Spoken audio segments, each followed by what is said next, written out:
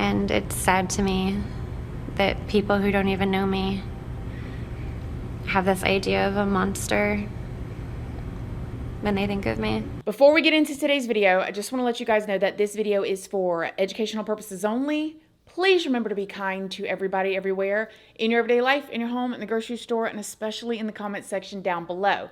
Please do not show hate to anybody, anywhere.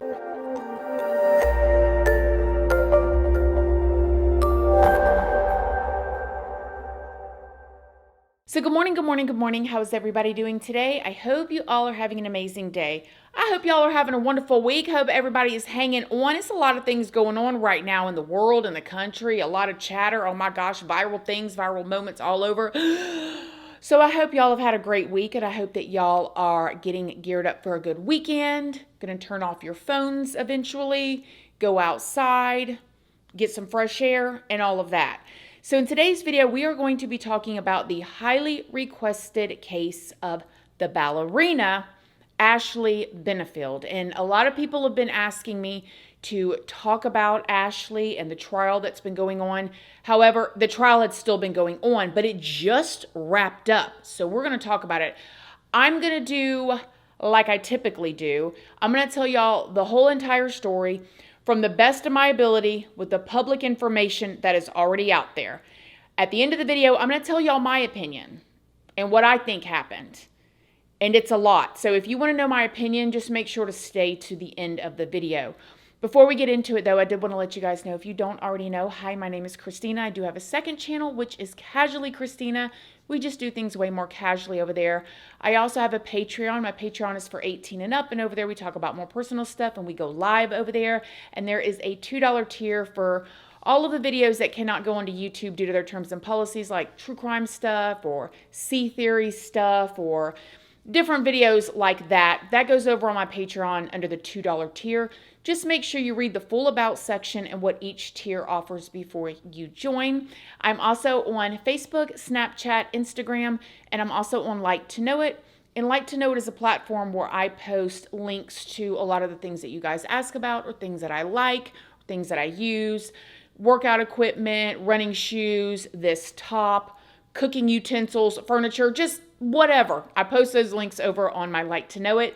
And all of those platforms are linked down in the description box if you would like to come and check me out. So, okay, let's just start at the beginning. Now, to talk about Ashley, we need to first talk about Doug, okay? So, Doug Benefield was 54 years old, and he was living in the beautiful Charleston, South Carolina. Doug was known as a good friend, a wonderful father, and a hard-working man. He worked several different jobs in the tech industry, and he was also an entrepreneur. And some people would say that he was most proud of the fact that he was a Navy veteran as well. Now, Doug's second wife, Renee, was, from what he said and what people that knew them said, this was his soulmate, okay? Together, the two of them ended up going on to have a daughter named Eva. Now, according to Eva, her parents had a very healthy relationship from everything that she could remember. But sadly, Renee, she ended up passing away from a heart condition that she was not aware of. On this day that Renee passed away, I heard their daughter, Eva, say that she was at school that day and her father, Doug, was actually at work. And when she got home from school, she came home and she was the one to find that her mother had passed away there at the home. Now, 9 months later, in August of 2016, 54-year-old Doug met a 24-year-old young woman named Ashley Byers. They were both attending a political event at the same time, and Ashley was actually working on former President Donald Trump's election campaign. So they're both at this political event. He's 54. His wife had passed away 9 months prior to this, just like unknown, unexpected heart condition. And now he comes across Ashley, who is 24 years old and young and vibrant and on fire for, I guess, the same political views that he had. Now, Ashley grew up in Corpus Christi, Texas, and she was a model and she was a ballerina on the side. They were absolutely smitten by each other, and from what they could say, it was just immediately love at first sight. Just 13 days After the two of them met on September 6th, Doug and Ashley got married in Charleston. Okay, 13 days later, I've heard stories of people deciding to get married very, very, very quick like that. Sometimes it works out, sometimes it doesn't. Actually, my in-laws, they got married very quickly, I think 3 months, and they've been married all these years. So sometimes it happens, and that is the path that these two took as well. Now, Eva says that this was very painful for her, as you can imagine. Literally, her mother just passed away. She says that her father, Doug, didn't even tell her that he got married at first, and she was still grieving the loss of her mother at this time. Plus, Ashley was only 9 years older than her, so it had to be unbelievably awkward and weird. Initially, Doug and Ashley's marriage was going pretty well. Ashley ended up moving into Doug and Eva's home, and everything seemed okay until it wasn't. Less than a year into the marriage, Doug and Ashley began arguing and having spits and spats. Specifically, they were having a lot of, we'll just say, like, disagreements over Doug's daughter, Eva. And what was seemingly one of the main issues was allegedly the fact that Eva did not like Ashley, which honestly is pretty normal at this point. Even if her mother hadn't had that situation and she hadn't come home at 15 and found her mother, it is not abnormal for any teenager or, any youngin' to not immediately accept their new parent's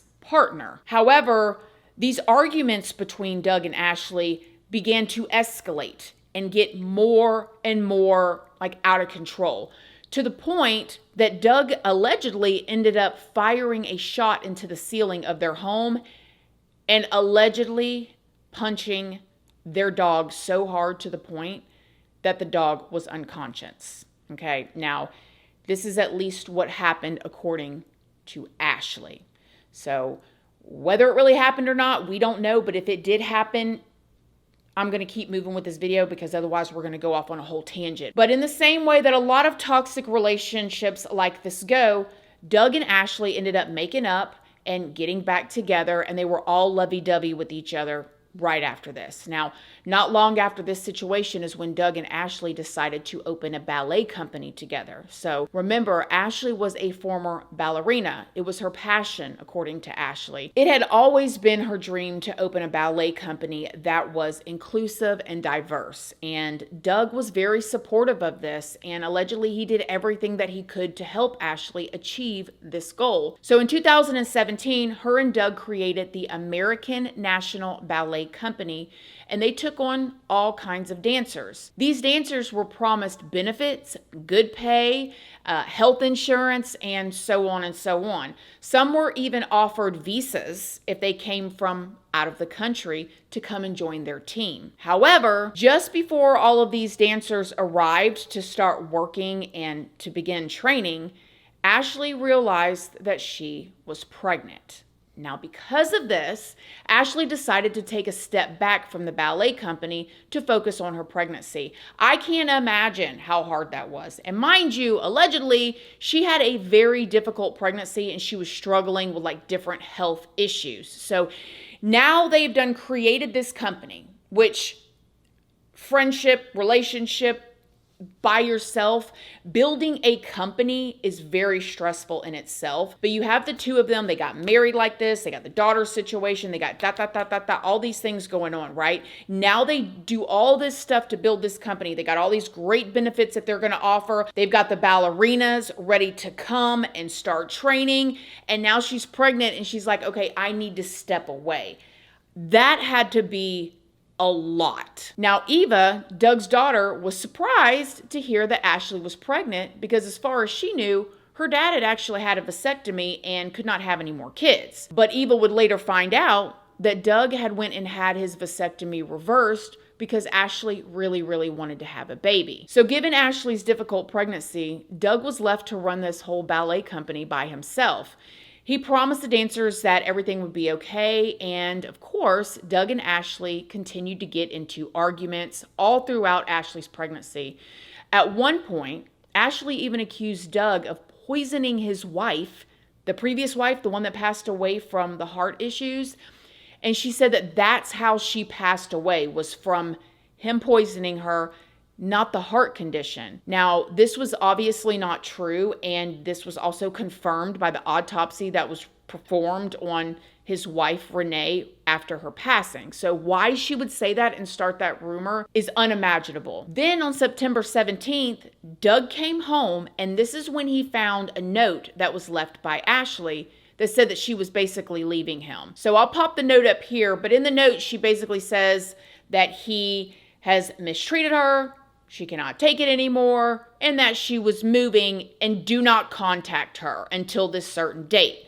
Now, Ashley moved all the way to Bradenton, Florida to spend the rest of her pregnancy with her mother. Doug was allegedly completely blindsided by this and heartbroken, and this only intensified the arguments between the two of them. At one point, Ashley even called CPS to report that Doug was an unfit father to his older daughter, Eva. She said that he would leave the 16-year-old home alone when he went off for work, which is crazy because she was 16. However, CPS came into the house, they did a full investigation, and they determined that Doug was a fit parent and he was cleared of any wrongdoing. By October of 2017, not only was all of this personal drama going on, but at the same time, the ballet company was completely failing. You can only imagine, you got this guy Doug over here trying to run this ballet company. He ain't never put on a pair of ballet shoes and stood up on his toes, or he don't know anything about it. And she's down in Florida. Some of the dancers had already left the company, and the ones that hadn't were told that they needed to sign an NDA before they were fired. Then Ashley, who again is down in Florida with her mom going through her pregnancy, ends up putting out a public statement basically denouncing any involvement in the dance company at all. She was essentially blaming Doug for its complete downfall. And things only got worse and worse and worse between Ashley and Doug after the ballet company failed. By this time, Ashley was claiming that Doug had been poisoning her with heavy metals. Ashley even went to the police and asked them to test tea bags that Doug had sent her. Ashley even submitted her hair for testing as well, but all the tests came back negative and there was no poisoning or heavy metal in her system. So then Ashley went to the hospital, and allegedly she told the doctors that she had been poisoned with heavy metals. Again, she's going to the doctors now and telling them that. Because of that, the doctors performed an emergency C-section 3 weeks before Ashley's due date. Doug was never told about this, and he did not even know that his daughter had been born, which meant that Doug never got the opportunity to have his name put on their daughter's birth certificate. So if things are going the way it seems like they're going right now with all this alleged information that's out there very publicly, Ashley is doing things that you can't even prepare for, okay? And if that's not shocking enough, the way that Doug found out that his daughter had been born was because Ashley went and filed a restraining order against him. Well, in the paperwork where she filed this restraining order, this is where she mentioned that their daughter had been born. And so he's getting this paperwork for a restraining order. He's reading it, all of these things that he allegedly did. And then he finds out in there like his daughter had been born. I mean, you could only imagine he was probably just completely blindsided by this. So by the summer of 2018, Doug took Ashley to court for custody so he could get rights of his daughter that he had with Ashley. Ashley told the judge that Doug was completely unfit, but the judge ruled in favor of Doug and granted partial custody to him so he could see his daughter and be in her life as well. He was fighting for his right to be in his daughter's life, okay? For the next year or so, Doug was able to see his daughter pretty often, and he even thought that he was like rekindling something or rekindling part of his relationship with Ashley. So much so that Doug ended up getting an apartment in Florida that was close to Ashley's home where she was staying with her mother. So he could go down there, go to Florida, stay in this apartment, see his daughter, co-parent. They're getting along great. Everything seemed like they were moving in the right direction. But then one day, Ashley showed up with an engagement ring on her finger. When Doug asked Ashley about it, she wouldn't give him any answers at all. So Doug ended up hiring a private investigator. Now, mind you, this is still his wife. they're married. Okay, he's probably putting all the pieces together now. Okay, wait a minute. Now you move down here. You go and have the baby. You have this emergency C-section because you're accusing me of poisoning you, even though I'm nowhere around you. You don't put my name on the birth certificate. And now you've got an engagement ring on your finger. Okay. The private investigator found out that Ashley had indeed been seeing someone else. Now, again, remember, Ashley and Doug never got divorced. Well, it wasn't long after this before Doug went down and he filed for a divorce after finding out that Ashley had been seeing someone else.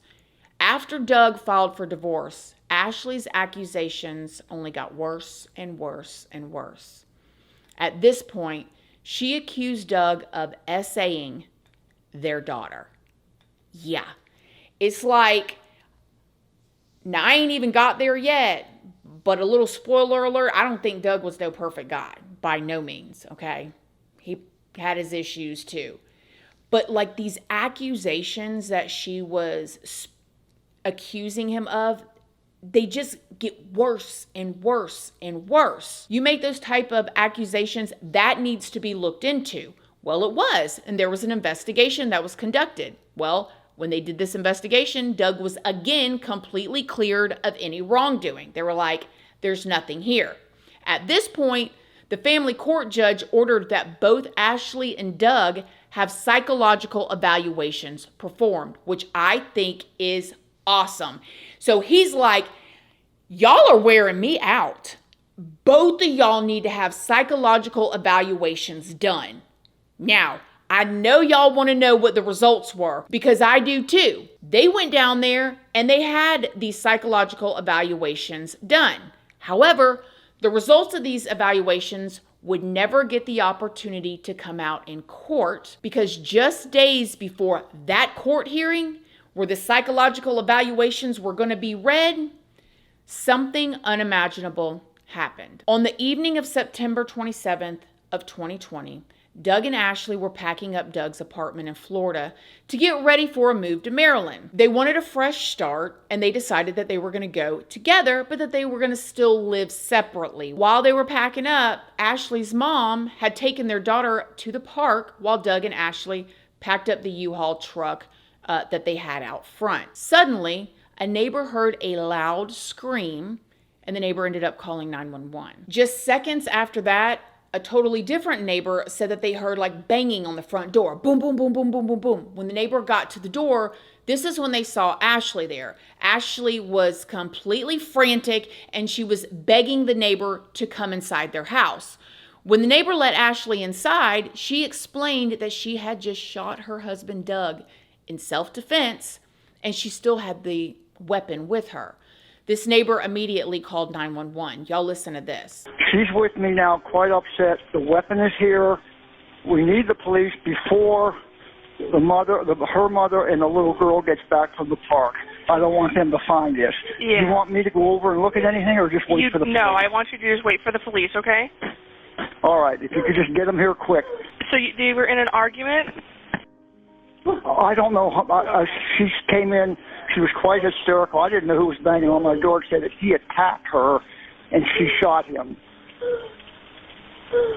They've been having trouble. Okay. I know, honey. Come on, calm down. I know. Okay. It's not what people think. It's not what people think it is. I know. Yeah. Go ahead, ma'am. Where is the guy? Is it with her or is it just? I have it right here, ma'am. It's sitting on the floor inside the door. My door's locked, so in case he isn't, he can't get up. I'm also armed if he does come over and try to harm her, just so everybody knows. Okay. I'm kind of concerned with her mother and the little girl might get back there and find this, whatever happened. The deputies are running as fast as they can, okay? Okay. Don't go out there, honey. Come on. I know. I've seen it before. It's no different in combat. Come on, honey. Sit down. Sit down. I know. Yeah.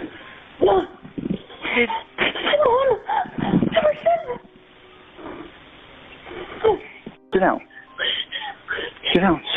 I know. Yeah.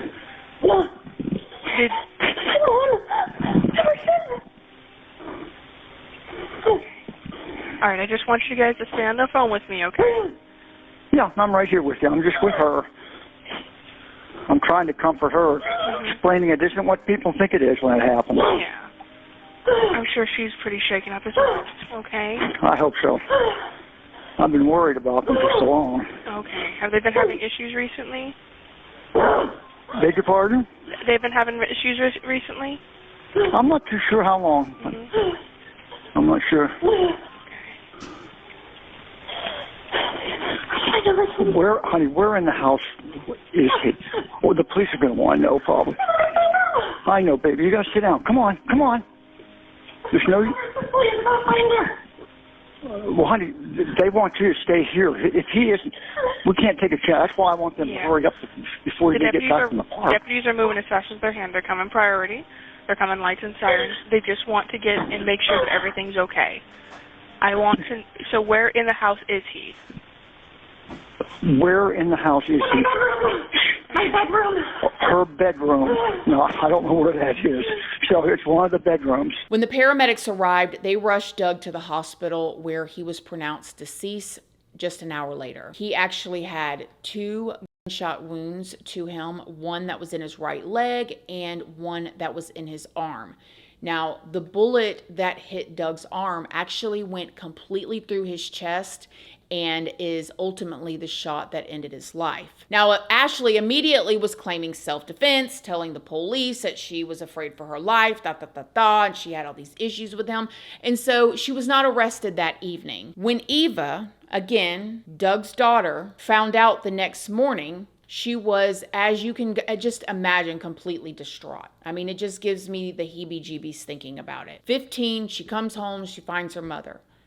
Father immediately ends up seemingly like gets married, has a vasectomy reversal, doesn't tell her, all this, just a lot. And then now she gets a call saying that her father is gone. She said that she had a really eerie feeling that morning when she did not get her usual text from her dad that day. Because see, according to Eva, her dad would text her every single morning. He would send her like Bible scriptures and they would talk back and forth. But that morning, he did not text her or even respond to any of her text messages. Now, even though Eva was going through a lot and Miss Ashley seemed to, just be taking it day by day after such a traumatic incident, 5 weeks later, after this incident where Doug lost his life, the medical examiner declared that Doug's manner of death was a homicide.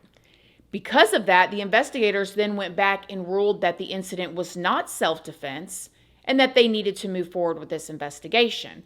Ashley, however, still claimed that she only acted in self-defense.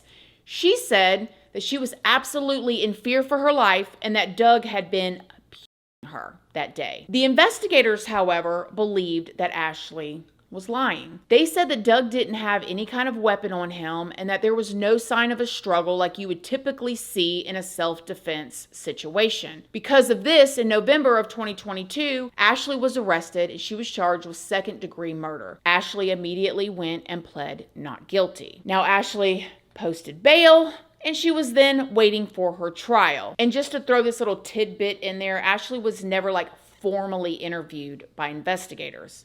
But while waiting for trial, Ashley did decide to give an interview. I think what it comes down to is that the Black Swan has a catchy ring, and it sensationalizes my life and my situation. And so they ran with it. And it's sad to me that people who don't even know me have this idea of a monster when they think of me. I've spoken out before. Why did you decide to talk now? I'm really doing it for other people. Because I know I'm not alone in this. There are women all over the country, all over the world, who have gone through or are going through hard situations behind closed doors. Until you have been there or it's someone that you know and care about, it's not something that you think about. Now, Eva Doug's daughter has been very vocal since her father passed away. He hadn't sent me a Bible verse that morning or a good morning, so I freaked out a little bit because when my mom died, she didn't answer her phone either, and then I found her. So I called him, no answer. I texted him a lot, actually. Here, I'll just show you. So, like, this is what I texted my dad that morning because he didn't, answer. So, immediate gut feeling, I knew something was wrong because that was so not normal. Even though AT&T, I have AT&T and the cell towers were kind of down that day for some reason. They had been, not doing well the past few weeks. So, sometimes my phone would, shut off completely. And anyway, so then I went to my sister-in-law's house because it was really close to the job that I was going to start that day. And then my uncle called me and he was like, "Hey, Eva, we have some bad news." And I was like, "He's dead, isn't he?" And they were like, "How did you know?" And I was like, "I just had a gut feeling. Did she kill him?" And he was like, "Yeah, Ashley shot and killed him." And so I kind of just drove to my friend's house after that, and I sat down on his porch and all my friends were there, and I looked at them and was like, "So Ashley killed my dad?" And they were like, "Oh my God, what are we gonna do with you?" And I was like, "I don't know, I don't have parents anymore." So I forgot to mention that, so she shot and killed him. She said that it was out of self-defense because he was attacking her, but then forensics and the detectives discovered that there was no DNA, his DNA wasn't anywhere to be found on her, and her DNA wasn't anywhere to be found on him. So they're like, "He didn't attack you." Now, this was the story that was out there until all these hearings started to take place right before the trial. During these hearings, we heard about Doug shooting, that hole in the ceiling during an argument and also punching their dog unconscious. We also heard about how Doug allegedly punched holes in the walls of their home and had been, according to Ashley, stalking her when she first moved to Florida. Ashley's lawyer even claimed that Doug was caught one time peeking in Ashley's windows, and so on and so on. However, the prosecution claimed that none of that ever happened and that Doug was solely in Florida to be closer to his daughter, and because he thought that him and Ashley were getting back together some way, somehow. That brings us to the trial that a lot of you guys have been watching. So at this point, Ashley is 32 years old, and her trial started on July 23rd of this year, 2024. Prosecutors allege that Ashley had absolutely no intention of reconciling with Doug, and that she would do literally anything in order to keep him away from seeing their daughter. They say that she was moving to Maryland to get even further away from Doug and had, no plans of bringing him with her. The prosecution also said that they believe that Ashley ended up killing Doug because she knew deep down inside that she was going to lose custody of their daughter in that hearing that they had coming up just days after the incident took place. The defense, however, still claimed that this was a case of self-defense and that Ashley suffers from battered spouse syndrome. The prosecution also said that they believe that Doug was actually turned away from Ashley and was trying to get away from her when he was shot, okay? The defense claims that he was facing Ashley in an aggressive stance. So a lot of people ended up testifying during the trial, and one of the people that testified was Eva, Doug's daughter. How often would you say that Ashley and your father would disagree within your hearing? Never. Okay.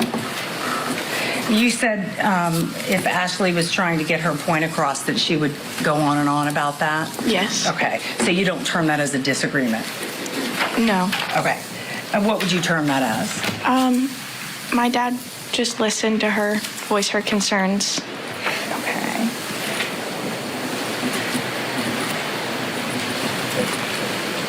Did you ever hear your dad at any time yell at her? No. Did you ever hear your dad do something or say something that was controlling to her? No.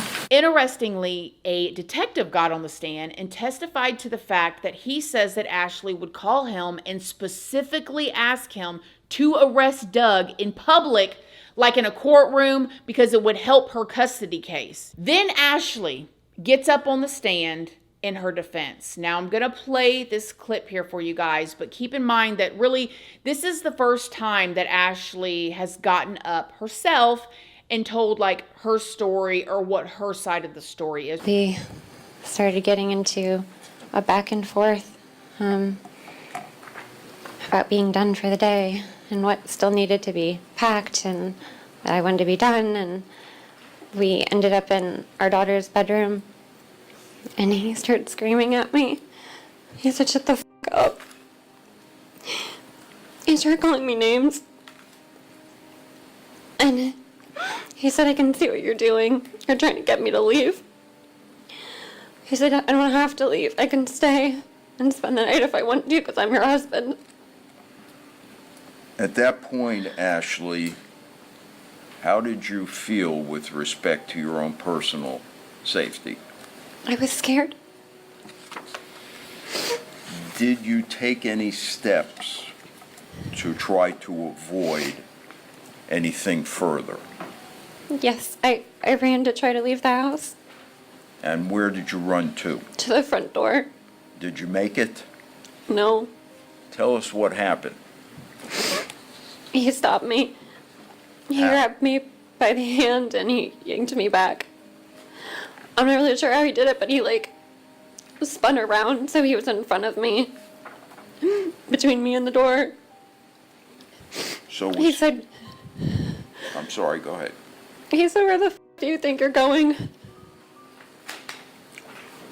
What was your response? Do you specifically recall? Tell us.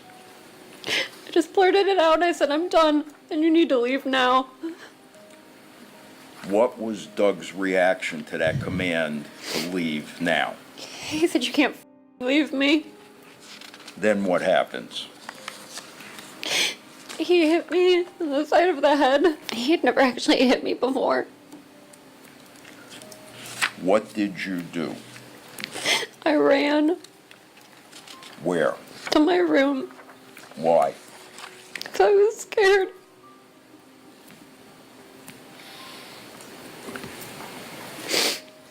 Ashley, did you have anything in your room that could protect you?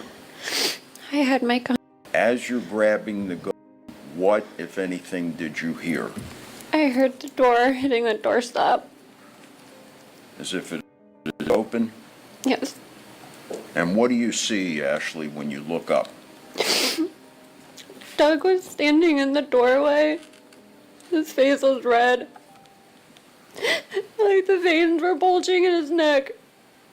The way he was looking at me, it didn't even look like Doug. His eyes were...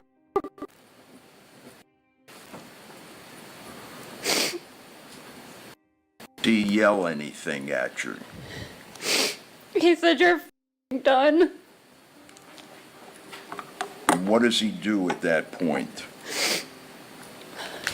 I held the gun in front of me and I said, "Stop." And he turned and he got into this a fighting stance. I got low and he started moving his arms and his hands around. And he was making these jerking motions. Ashley, what are you thinking? I thought he was gonna kill me.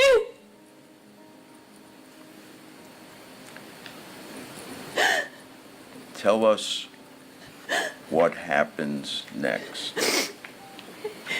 He started coming towards me, and then he lunged at me, and I started pulling the trigger. And he just kept coming. And I remember trying to move to get away from him, but he kept coming at me.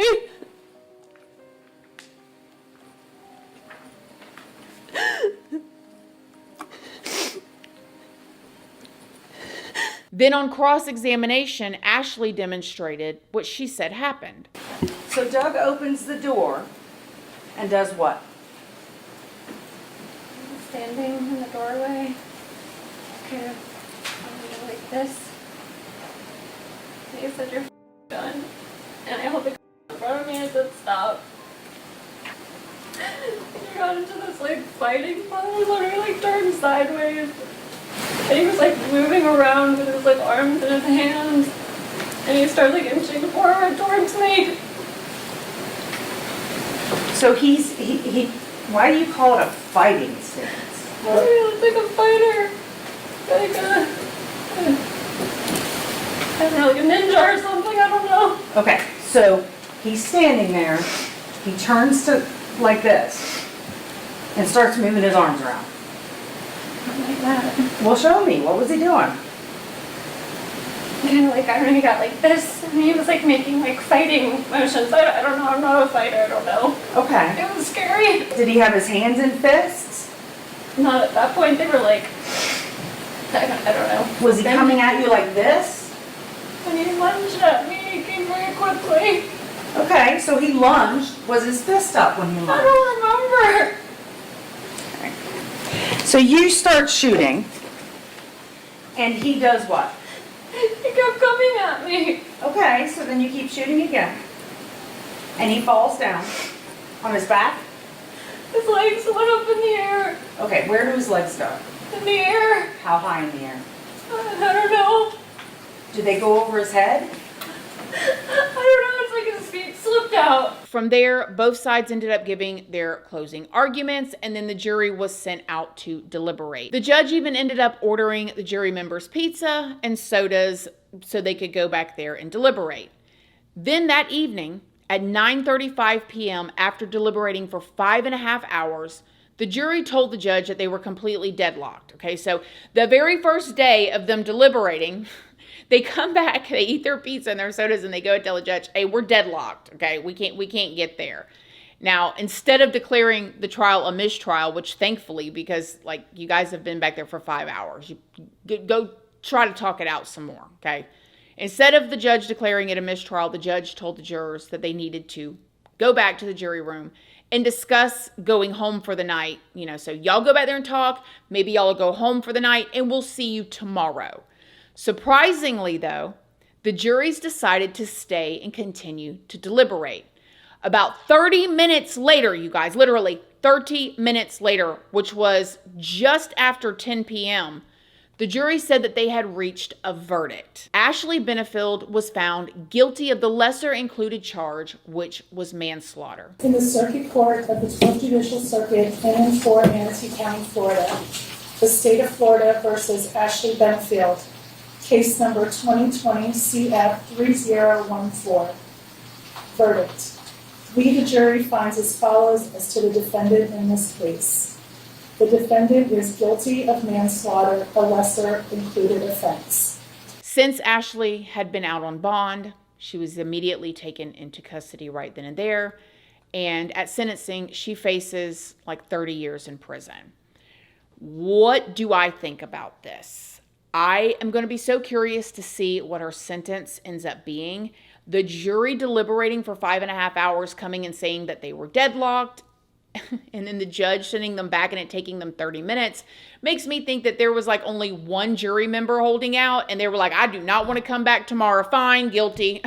Because, I mean, we see what happened with the Karen Reed situation. And it also kind of makes you wonder, it's just a lot of things with that. But obviously, it was not, in my opinion, from the outside looking in, I don't really know. Obviously, it was not overwhelmingly not guilty, and then they all went back there in 30 minutes and decided guilty. It had to be somebody hanging on or a couple people hanging on that was like, okay, let's agree on the manslaughter or something. I think that Doug was probably not a perfect guy. I cannot find enough about him. His daughter had nothing but raving and wonderful things to say about her father, and that may have been the relationship that she had with him. I mean, the relationship that a daughter has with her father is completely different than a husband has with his wife, right? There's different expectations, obviously, different types of arguments and joys and all of that stuff. But I don't think that it was perfect on Doug's end. By no means. And if he really punched a dog, then I want to know the psychological evaluation on him too, because who does that? That's crazy to me. The problem is all of the accusations that we have about how controlling and awful that Doug was comes from Ashley, who told so many lies, and not just little lies. We're not talking about somebody who said, I was at, this pizza place, and really she was at the skating ring with a guy that she was seeing. We're not talking about those types of lies. We're talking about when you're going to the doctor and getting an early C-section and saying that you're being poisoned with heavy metals, or accusing this man of killing his wife, who died from literally a heart complication. These are different levels of lies. I still want to know what those psychological evaluations said. I want to know how in depth they were. Are they something that people can fake and get out of stuff, or were they in depth? What did they say? Whatever it was, they never got to make it to that hearing. And all of these accusations, like with her saying that he SA'd their daughter, and CPS getting involved in doing an investigation and saying again that this isn't true, it just seemed like it continued to escalate until something was going to happen. And it's just so sad. I wonder if this is a case where a guy lost his wife, he saw a young, beautiful woman who seemed, maybe he felt smart and they had similar interests, and he was swept up in this whirlwind and a romance, and he marries her quickly, and they're selling each other this like romantic dream, and then it starts to crumble, and maybe he wasn't prepared for the mental health of her, and maybe she wasn't prepared for the mental health of him. I don't know. I think the jury got it right in this one, though. I do not believe it was self-defense. Her body language in court was very bizarre to me. But again, I do want to say that I don't think that he was probably a perfect guy either. He had some issues, some weird ways about him. And unfortunately, he paid with his life. And just to throw this little tidbit in there, I'm going to blur out her face. Allegedly, Ashley had her 6-year-old daughter, she had with Doug, out protesting, holding signs at the court hearing, which to me is strange. Y'all let me know what y'all think in the comment section down below. Have y'all heard about this? I'll be paying attention to see how much time she actually is going to get. Let me know what you think down below. Other than that, I love y'all. I hope y'all have a wonderful weekend. I hope you get outside, get some sunshine, go for a walk, and I'll see y'all next week for another video. Love you guys. Bye.